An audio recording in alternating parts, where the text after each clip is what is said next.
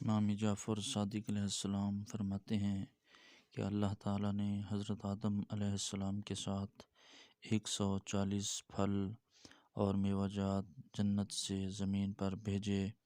ان میں سے 40 پھل ایسے تھے جو کہ مکمل طور پر کھائے جاتے تھے اور ان کا کوئی حصہ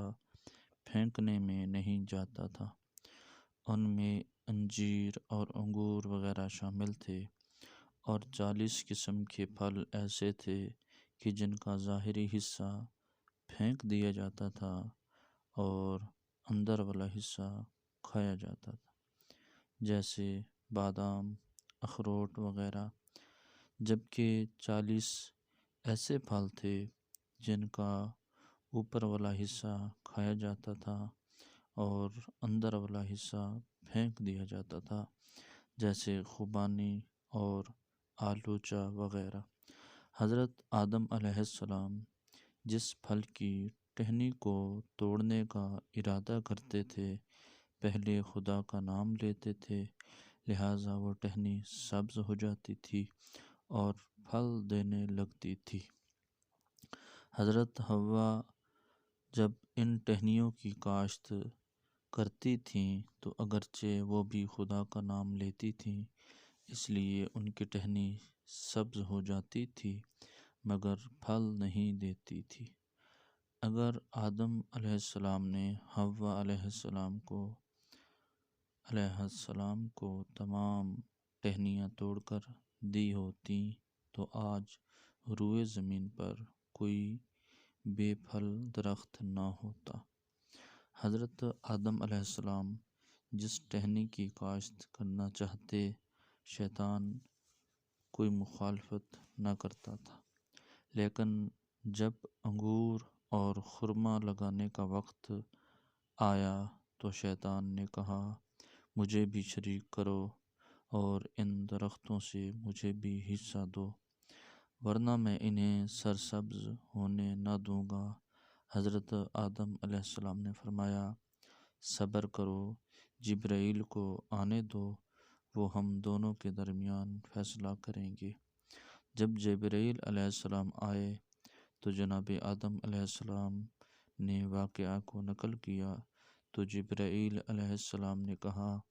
اسے دونوں درختوں میں حصہ دار بناؤ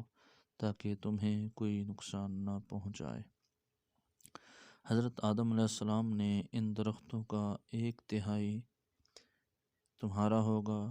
حضرت آدم علیہ السلام نے فرمایا، ان درختوں کا 1/3 تمہارا ہوگا، تو شیطان نے قبول نہ کیا۔ حضرت آدم علیہ السلام نے کہا، آدھا تمہارا اور آدھا میرا ہوگا، تو پھر بھی شیطان راضی نہ ہوا اور کہا کہ اگر اس کا 2/3 مجھے دو گے تو مجھے اعتراض نہ ہوگا۔ حضرت آدم علیہ السلام نے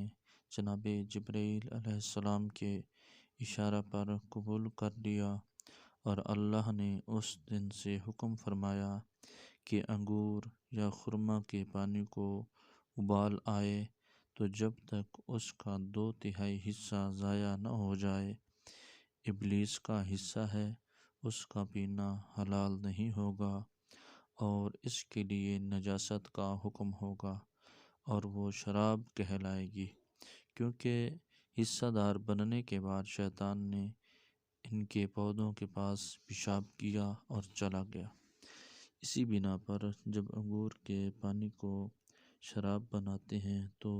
وہ بدبودار اور بدمزہ ہو جاتی ہے، کیونکہ اس میں شیطان کا پیشاب گرا ہوا تھا۔ شراب کی حرمت صرف اس امت کے لیے نہیں ہے، بلکہ پچھلے تمام ادیان میں شراب حرام رہی ہے اور قیامت تک حرام رہے گی۔ اور پاک پیغمبر نے فرمایا تھا کہ جو شخص شراب پیتا ہے اگر وہ مر جائے تو 40 دن کے اندر اندر مر جائے شراب پینے کے بعد، تو وہ اسلام پر نہیں مرے گا بلکہ کافر ہو کے مرے گا۔